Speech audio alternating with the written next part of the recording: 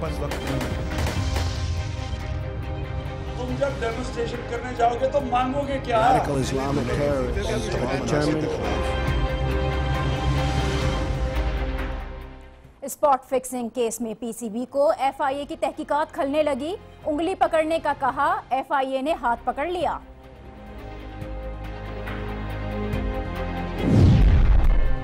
कराची में फिर असलहे का ढेर निकल आया। बदअमनी की साजिश का इल्जाम फिर लंदन वालों पर, लेकिन असलहा कैसे और कहां से आया, इस बार फिर खामोशी।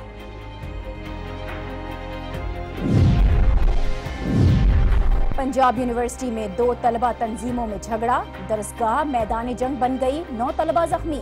वजीर आला पंजाब ने इस बार भी नोटिस लिया। और 25 साल के बाद भी मस्जिद का मामला जूं का तूं।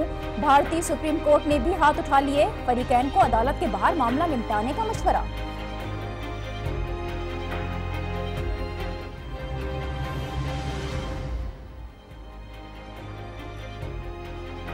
अस्सलाम वालेकुम, आप देख रहे हैं न्यूज़ आवर विद नाजिया और मैं हूं नाजिया आशर।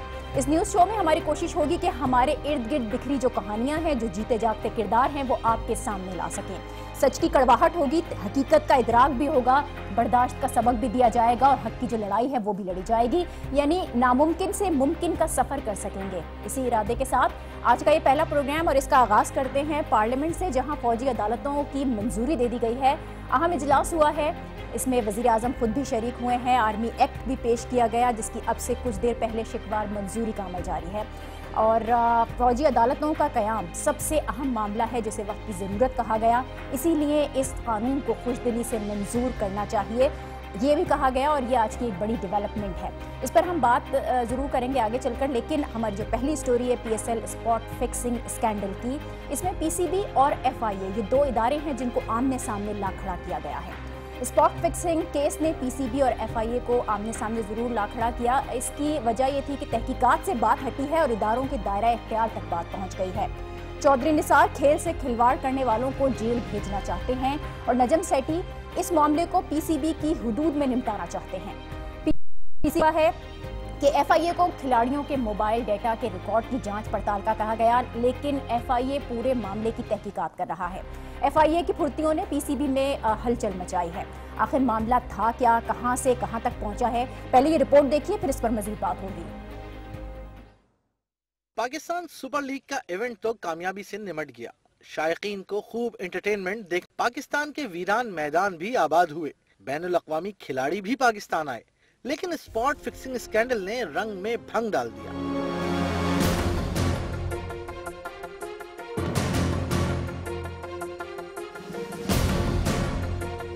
एक के बाद एक खिलाड़ी के दामन पर स्पॉट फिक्सिंग के स्पॉट मिलते रहे। स्पॉट फिक्सिंग टीम बढ़ते बढ़ते 5 खिलाड़ियों तक पहुंच गई। शर्जील खान, खालिद लतीफ, शाजेब खान, मोहम्मद इरफान और नासिर जमशेद के गिर्द घेरा तंग कर दिया गया है। इस अहम केस में एफआईए भी मैदान में आ गई। चौधरी निसार ने सख्त पैगाम दिया कि मुल्क को बदनाम करने वालों को छोड़ेंगे नहीं। PCB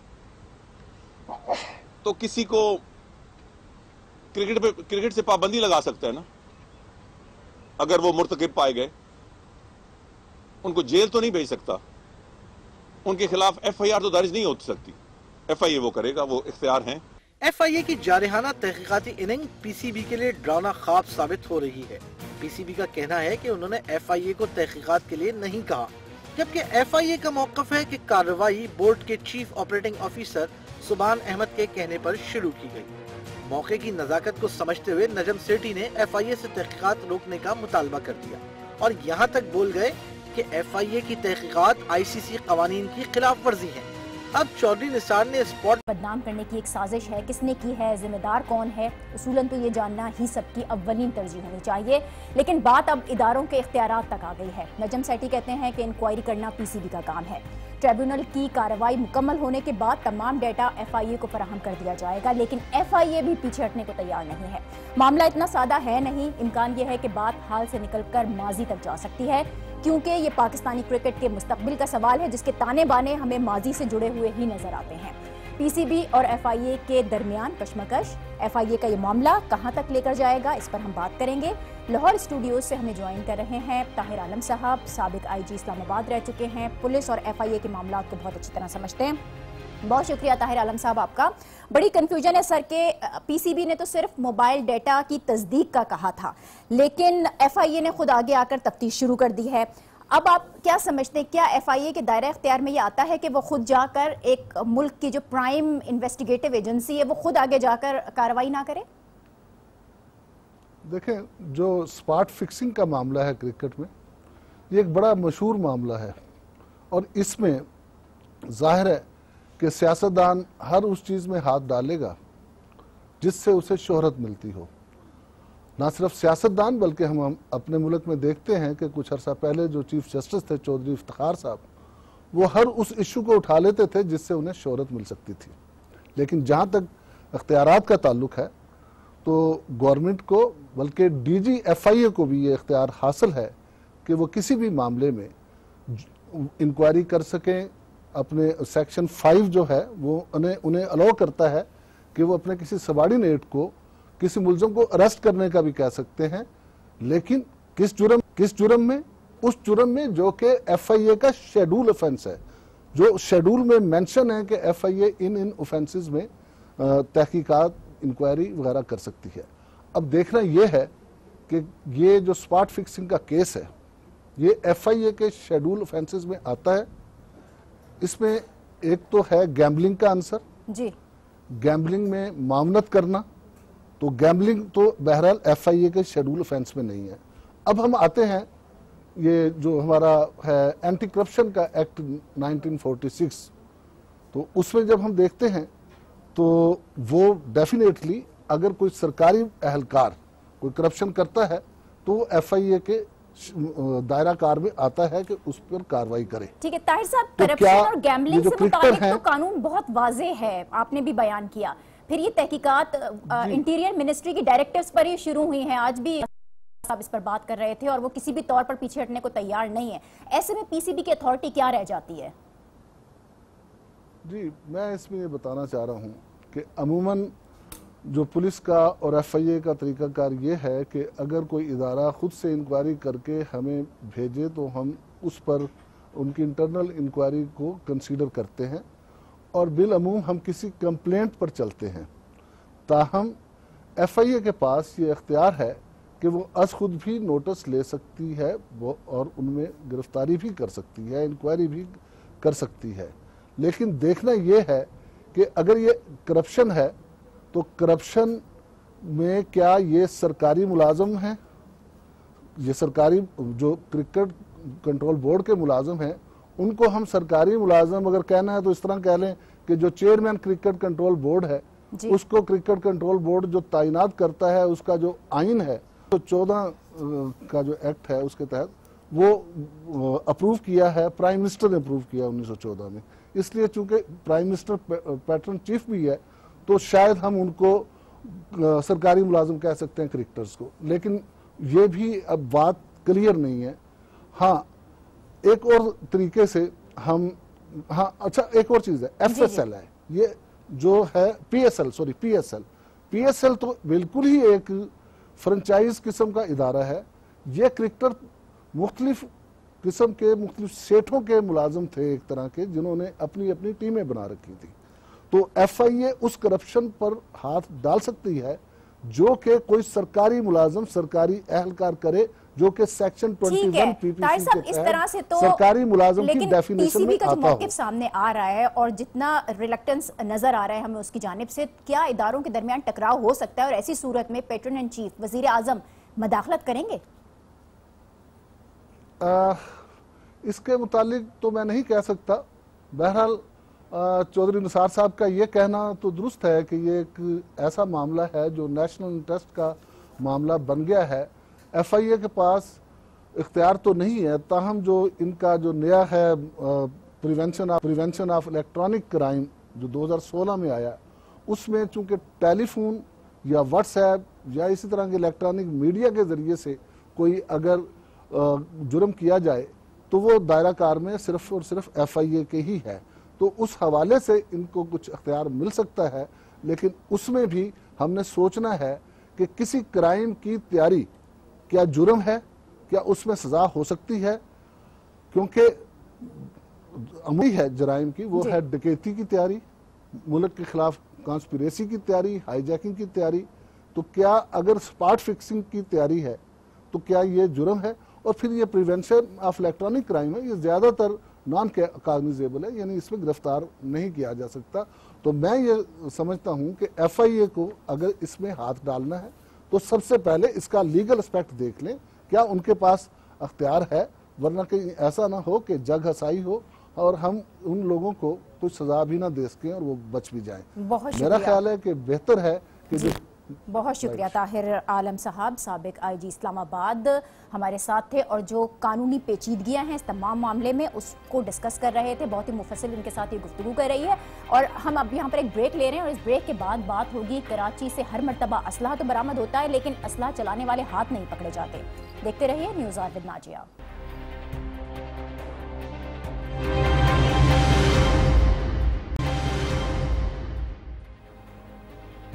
welcome back. कराची में असलहे की बड़ी खेप पकड़ी गई है। ने गोएश एडवेंचर पार्क में छापा मारा आज। टिकट काउंटर के अंदर से बोरियां बरामद की हैं जिनमें बताया जा रहा है कि बड़ी तादाद में असलहा छुपाया गया था। इस कार्रवाई के दौरान चंद अफराद को हिरासत में भी लिया गया जिनसे पूछगछ की जा रही है, लेकिन ये असला यहाँ कब आया, किस तरह से पहुँचाया गया, कहाँ से और कौन लेकर आया, ये अब तक क्लियर नहीं हो सका है क्योंकि गोएश पार्क कई माह से बंद पड़ा हुआ था और सिर्फ मखसूस लोग थे जो यहाँ आ जा सकते थे। इसके अलावा किसी को आने जाने की इजाज़त नहीं थी। अलबत्ता रेंजर्स ने इतना ज़रूर बताया है कि इस असलहे का ताल्लुक MQM लंदन से है जो मोहम्मद अनवर और इंबिसात मलिक के कहने पर यहाँ छुपाया गया। इस असलहे में SMGs शामिल हैं, 7mm राइफल्स भी हैं, LMG भी इसके अंदर शामिल है। मुख्तसरन ये कि काफ़ी लंबी चौड़ी फहरिस्त है, लेकिन ये पहली बार नहीं है कि जब कराची से इतनी बड़ी तादाद में असलहा बरामद किया गया है।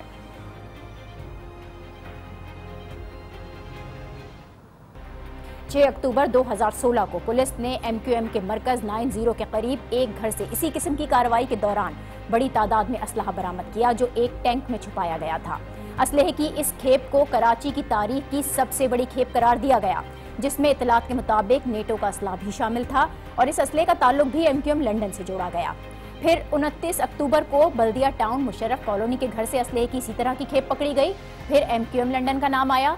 इससे पहले 20 सितंबर 2016 को औरंगी के इलाके से रेंजर्स ने असलहे की खेप पकड़ी। इस बार भी ताल्लुक MQM लंदन से ही निकला और पिछले ही माह 28 फरवरी को लियाकताबाद से असलहा पकड़ा गया और एक बार फिर MQM लंदन का नाम सामने आया। मुख्तसरन ये कि पिछले 6-7 माह के दौरान मुतादिद बार इस किस्म की कार्रवाइयां हो चुकी हैं। बड़ी तादाद में असलहा बरामद किया गया है और बार बार MQM लंदन का ही नाम आया है। लेकिन इन तमाम तर वाकयात की तहकीकात कहाँ तक पहुंची, ताने बाने कहाँ से जाकर मिलते हैं, गिरफ्तारियां हुई हैं या नहीं हुई हैं और तहकीकात का क्या हुआ, इस हवाले से अब तक कुछ पता नहीं चल सका। असलहे की खेप पकड़ी जाती है, खूब शोर मचता है और कुछ दिन के बाद सब कुछ ठंडा हो जाता है। ये कराची में मुसलसल प्रैक्टिस बन चुकी है जो आज फिर दोहराई गई है और ऐसे वक्त में दोहराई गई है कि जब आज पाक बरतानिया वजारत दाखिला के मुज़ाकरात हुए हैं और चौधरी निसार ने वाजे किया है कि मुत्तहदा कायद के मुस्तकबिल का फैसला कानून के मुताबिक होगा। ये सारा माजरा है क्या और हो क्या रहा है, इस पर हम बात करेंगे। सीनियर सहाफ़ी अंसार नकवी ने हमें ज्वाइन किया है। बहुत शुक्रिया अंसार साहब आपका। कराची में हर कुछ महीनों के बाद, बल्कि पिछले 6 महीने की अगर हम बात करें तो असलहे की एक बड़ी खेप पकड़ी जाती है। एक बहुत बड़ी तबाही कराची में मचने वाली होती है जिस साजिश को पकड़ लिया जाता है, लेकिन इस साजिश के पीछे कौन है कुछ मालूम नहीं होता। वो असला कहाँ से आया था, जिस वक्त आया था और जिस वक्त रखा गया उस वक्त क्यों नहीं पकड़ लिया गया। ये बड़ा अजीब सा एक कशमकश सी है। ये है क्या पॉलिटिकल कुछ आपको इसमें माजरा नज़र आता है? इस पे देखें, ये कार्रवाइयाँ रेंजर्स की जानिब से और लॉ इन्फोर्समेंट एजेंसी की जानिब से मुख्तलिफ वाक़यात में की गई है, मुख्तलिफ औकात में की गई। इसमें होता यह है कि जब भी आप किसी भी इंफॉर्मेशन को, किसी भी कार्रवाई को ट्विस्ट करेंगे या पॉलिटिकल ट्विस्ट देंगे, ऑपरेशन में जहाँ जहाँ भी पॉलिटिकल ट्विस्टिंग आई है वहाँ ऑपरेशन पर उंगलियाँ उठी हैं। इस असले के मामले में भी अजीज़ाबाद से जो निकला, एक पानी के टैंक से असला निकला, उसके बारे में इतनी हाइप बनाई गई, इतना मीडिया में उसमें दिखाया गया, लेकिन क्या हुआ कि उस केस को क्लोज करना पड़ा।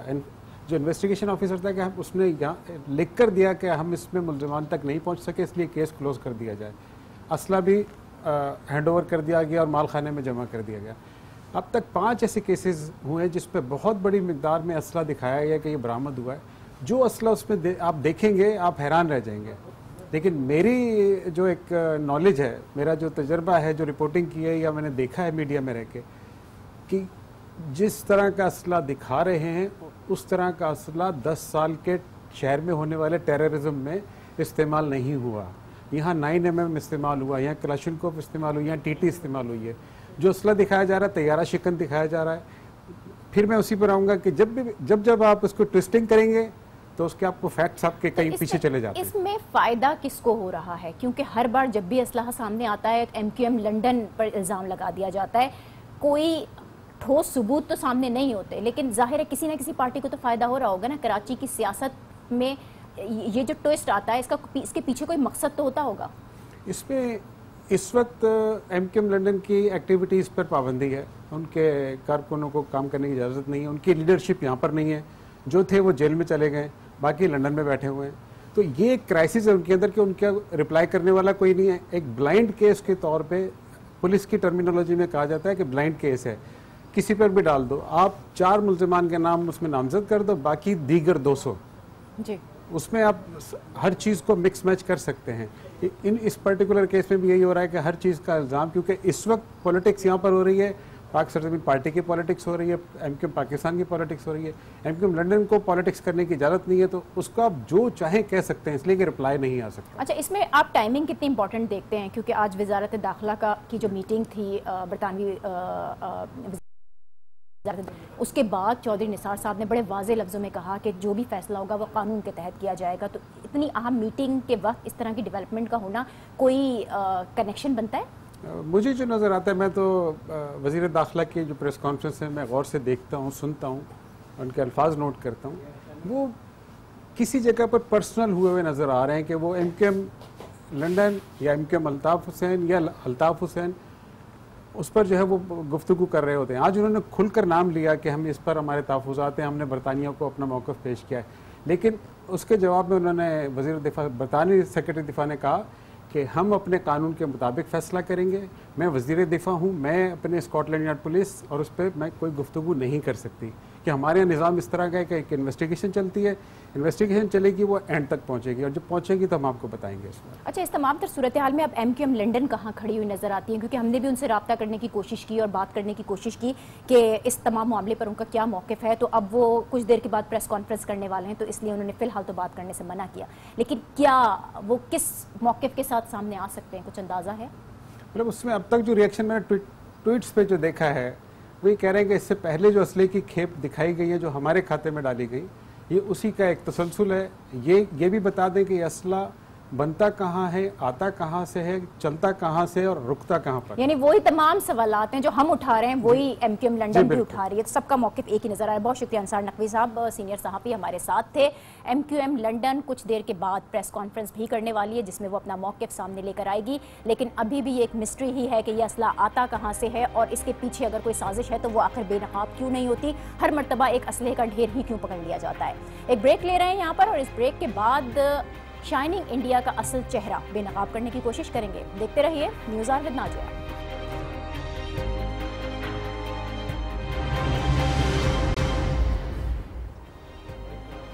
Welcome back. पंजाब यूनिवर्सिटी में आज खूब हंगामा आराई हुई है। तलबा आपस में लड़े हैं, पथराव किया है, एक दूसरे पर डंडे बरसाए गए। 9 तलबा यहाँ जख्मी हुए हैं। हालात कंट्रोल करने के लिए पुलिस को भी यहाँ आना पड़ा, और बज़ाहिर ये सब झगड़ा सिर्फ स्पीकर्स के बजाने पर, स्पीकर्स के इस्तेमाल पर हुआ। यूनिवर्सिटी में एक तलबा तंजीम पश्तून कल्चर डे मना रही थी, स्टॉल सजाए हुए थे, तराने और गाने बजाए जा रहे थे।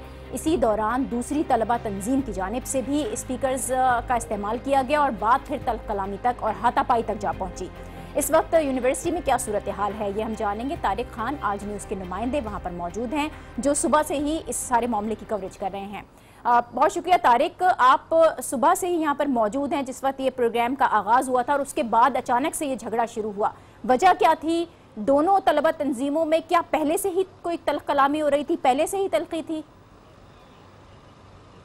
जी बिल्कुल ठीक कहा आपने। दोनों तंजीमों के दरमियान पहले से ही कुछ तलख कलामी का सिलसिला जो जारी था, लेकिन आज जो है पश्तून डे के हवाले से जो है तंजीम ने यहाँ पे कल्चर डे मनाने का प्रोग्राम बनाया था, जिसकी बाकायदा जो इंतज़ामिया है उन्होंने इजाज़त दी थी। इसके साथ आज दूसरी जो तंजीम थी उन्होंने भी यहाँ पे 23 मार्च के हवाले से तकरीब का इनेकाद किया था दोनों तरफ, क्योंकि जब यहाँ कल्चर डे मनाया जा रहा था यहाँ पे हायर एजुकेशन पंजाब जो हैं रज़ा अली गिलानी वो भी मौजूद थे, लेकिन जैसे ही वो गए हैं उसके बाद जब दोनों तरफ से नारेबाजी शुरू हुई, डेक जो है वो ऊंचे ऊंचे चलाने शुरू किए गए और इस दरमियान दोनों के दरमियान तसादम शुरू हो गया और जिसमें बताया जा रहा है कि कई खवातीन स्टूडेंट जो हैं वो भी ज़ख्मी हुई और तकरीबन 9 के करीब जो बताए जा रहे हैं वो जो मरीज़ हैं वो तकरीबन ज़ख्मी जो हैं वो जिना अस्पताल मुंतकिल किए गए हैं, जिनमें एक तंजीम का कहना है कि उनके साथ हैं, जबकि दूसरी तंजीम जो है वो एडमिट करिए कि 2 जो हैं उनके हैं जो काफ़ी ज़ख्मी हो चुके हैं। इसके बाद जो है पुलिस जो है वो आई। मजमूई तौर पर जो नजर आ रहा है मामला वो इतना संगीन नहीं था। ठीक है, अगर 2 प्रोग्राम एक साथ हो रहे थे तो दोनों तंजीमों की जो इंतजामिया थी उसको बेहतर तौर पर निपट सकती थी। वजह क्या थी? यूनिवर्सिटी इंतजामिया की जानिब से किस तरह से इसको हैंडल किया गया सिचुएशन को? जी, क्योंकि यूनिवर्सिटी की जानिब से कोई हैंडल नहीं किया गया, क्योंकि सिर्फ पुलिस जो थी वो वक़ूए पर मौजूद थे, लेकिन पुलिस की तादाद इतनी नहीं थी कि वो इसको हैंडल कर सकते, क्योंकि तलख कलामी जो है जब बहुत बड़ी और नारेबाजी शुरू हुआ और तो रश किया है जब एक दूसरे की तरफ दोनों जमातों ने, और उसमें जो है यहाँ पे आज़ादाना इस्तेमाल जो है पत्थरों का, ईंटों का, डंडों का हुआ, तो उसमें बहुत शदीद किस्म था जब हुआ, लेकिन पुलिस की बेबस थी और वो कुछ नहीं कर सकी। इस दौरान पुलिस ने उन पे शेलिंग की और आंसू गैस फेंके, जिसके बाद इनको डिस्पर्स किया गया। तो इस दौरान जो है काफ़ी लोग जो ज़ख्मी हो गए उनको यहाँ से शिफ्ट किया गया। जो ख़वातीन इन लड़कियाँ स्टूडेंट थी वो फौरी तौर पर यहाँ से मूव किया, उन्होंने बसों में बैठ के यहाँ से चली गई। इसके बाद जो है इंतज़ामिया ने दोबारा जो है जो तमाम स्टूडेंट्स थे वो चले गए थे और कुछ देर बाद दोबारा जो है हायर एजुकेशन के जो मिनिस्टर हैं रज़ा अली गिलानी वो यहाँ पे तशरीफ लाए हैं। पुलिस जो है उसकी बड़ी भारी नफरी यहाँ पे पहुंची है। पुलिस ऑफिशियल्स हैं जो वीसी यूनिवर्सिटी, भारी नफरी तो वहाँ पहुंची थी, लेकिन कार्रवाई क्या की गई? क्या कुछ गिरफ्तारियां भी अमल में आई? जी, कार्रवाई सिर्फ ये की गई कि उन्होंने सिर्फ उस हंगामा आराई के बाद शेलिंग की और शेलिंग के बाद तकरीबन 20 ऐसे अफराद को जो स्टूडेंट्स बताए जा रहे हैं उनको गिरफ्तार किया है, उन्हें यहाँ पे मुकामी थाना है वहाँ पे मुंतकिल कर दिया गया। और इस हवाले से मुज़ाकरात जो हो रहे हैं ख़ास तौर पे वो काबिल ज़िक्र हैं कि जो हायर एजुकेशन के मिनिस्टर हैं रज़ा अली गिलानी वो वीसी यूनिवर्सिटी पंजाब और हाई ऑफिशियल पुलिस और जो पख्तून स्टूडेंट्स के चेयरमैन हैं मुजम्मिल वो और उनके दीगर साथी जो हैं वो और यहाँ पे मुज़ाकरात में शामिल हैं। लेकिन अभी थोड़ी देर पहले जब पख्तून स्टूडेंट्स फेडरेशन के जो हजरात वो बाहर आए हैं उन्होंने कहा है कि उनको किसी तरीके से इनकी जो श्योरिटी है उसका एतमाद नहीं, क्योंकि पहले भी इस किस्म के क्लैशेस हो चुके हैं। बहुत शुक्रिया तारिक हमारे साथ थे और यूनिवर्सिटी में होने वाला ये अफसोसनाक वाक़या इससे मुतालिक बता रहे थे। वो दरसगाह जहाँ पर तालीम दी जाती है, जहाँ पर तहजीब सिखाई जाती है, वहाँ इस तरह का वाक़या होना बहुत ही अफसोसनाक है। बहरहाल अपनी अगली स्टोरी पर चलते हैं और बात करेंगे भारत की, जहाँ बाबरी मस्जिद की शहादत को 25 साल हो चुके हैं, लेकिन आज तक ये तनाज़ा यूं का त्यों ही है। भारतीय मुसलमान आज भी इंसाफ के मुंतज़िर हैं, लेकिन इंसाफ होता दिखाई नहीं दे रहा। 25 साल गुजरने के बावजूद भी इस साजिश में शामिल बीजेपी के अहम रहनुमाओं को सजाएं दी जा सकी हैं और ना ही अदालत के जरिए ये मामला तय हो सका है। यहाँ तक कि अब भारत की अदालत उज़्मा ने भी इस पर से हाथ उठा लिए हैं। बाबरी मस्जिद केस में फैसला सुनाने के बजाय 3 रुकनी बेंच इसने फरीकैन को आउट ऑफ कोर्ट सेटलमेंट की तजवीज़ दी है।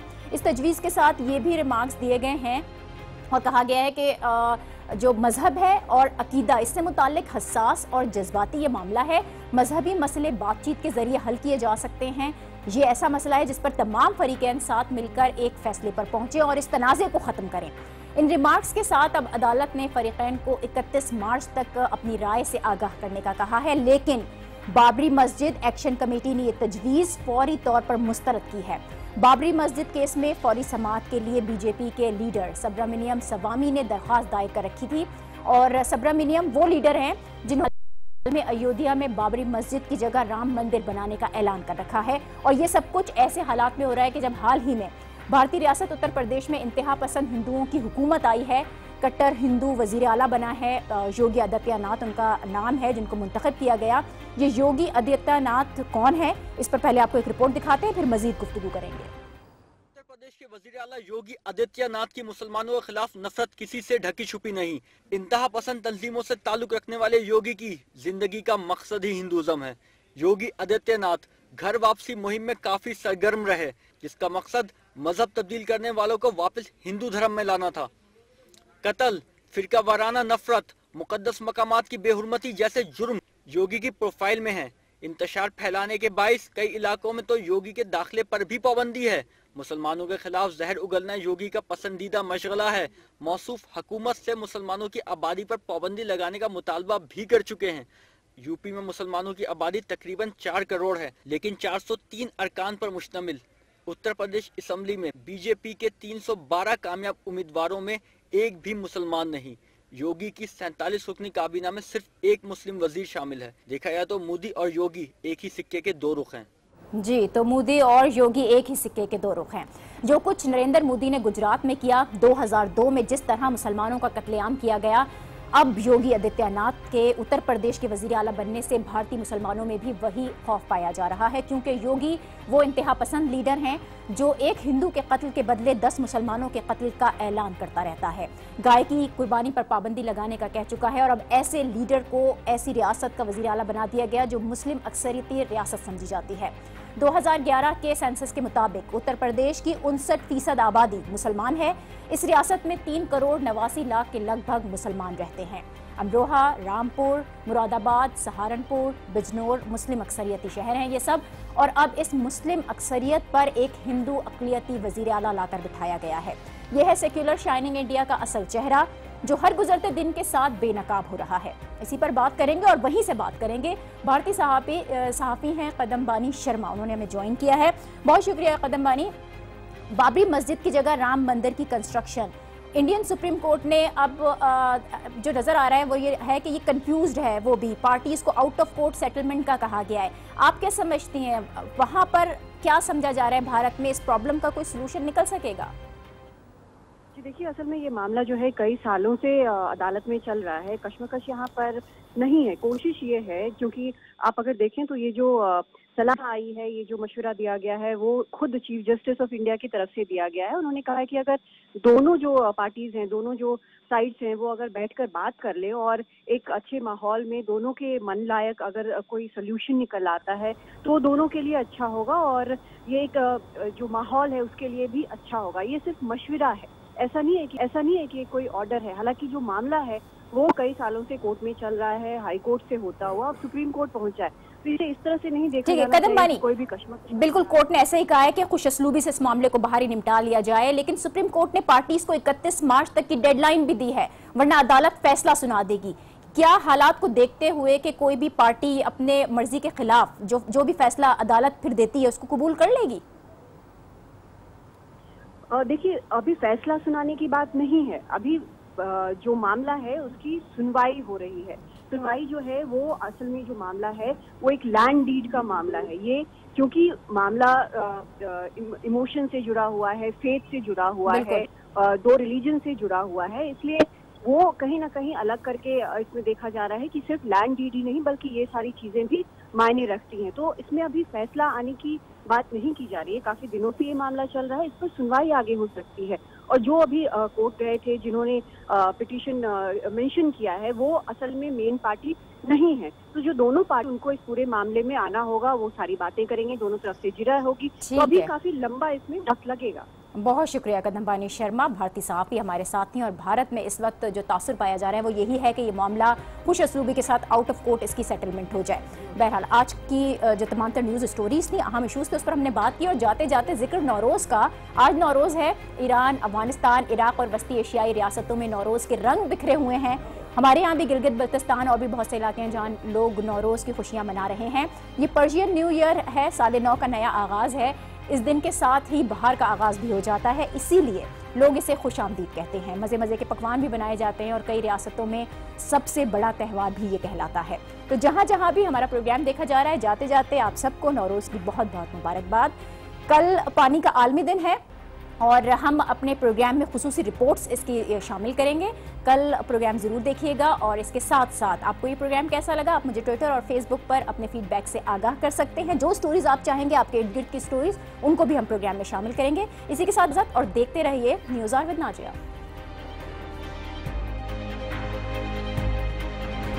धरनों पढ़ने के लिए हमारे पास वक्त नहीं है। तुम जब डेमोन्स्ट्रेशन करने जाओगे तो मांगोगे क्या? Radical Islamic terrorists, German